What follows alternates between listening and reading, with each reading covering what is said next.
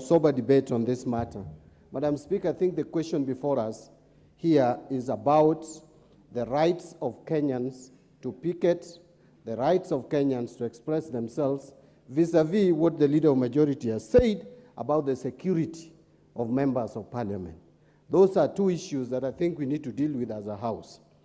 Whereas I agree that Parliament as an institution must be protected from any harm, any threat, any insecurity. That is also done everywhere in the world.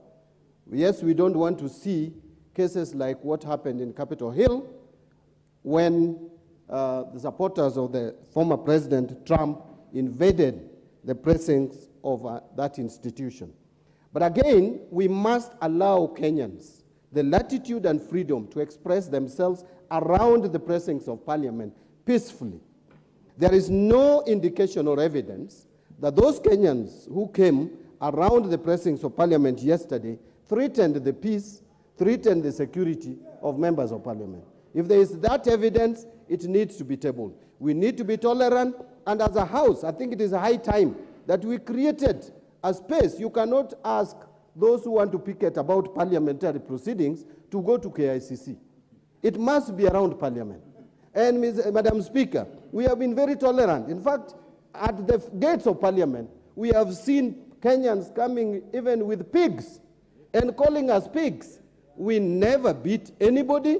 We allowed them to picket. And in fact, Madam Speaker, during my tenure as minority leader, and it is very unfair for majority leader, who is a very good friend of mine, even at personal level, to come to the House and tell Kenyans that when I was minority leader, that I was cheering the tribulations of other members. I think that is unfair to me. I am one member of Parliament. I am one person who power has never gone into his head. I don't allow power to get into my head. And Madam Speaker, for the information of Kimani Ichungwa, I don't need to prove anything as a member of Parliament for my coalition to know, or my party to know, my level of loyalty and my level of commitment towards the just cause of the people of Kenya. Yes. I have done it previously, I continue to do it, and I will do it up to the time that God has planned that I will be sitting in this House. I don't know when. So my friend, Honorable Kimani Ichungwa, last time, Madam Speaker, allow me, because he mentioned me about 3 times. He's my very good friend. And I want to persuade him again that, you know, when you get power, manage power.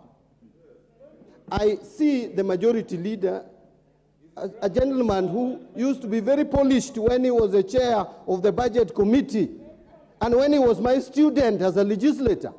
I have been tutoring him, including his coming to my house, and we were discussing, and I've been telling him how to conduct himself. When he has become majority leader, Madam Speaker, he is completely wasted. He has become arrogant. He even talked to seniors like me, and very wrong. So, Madam Speaker, please save us from the majority leader. You cannot impute on the character of others. Honorable members, we have other business to transact. I think the point raised by Honorable, you don't have the mic. Honorable Okello, you do not have the mic. Honorable members, I think the issue that has been raised by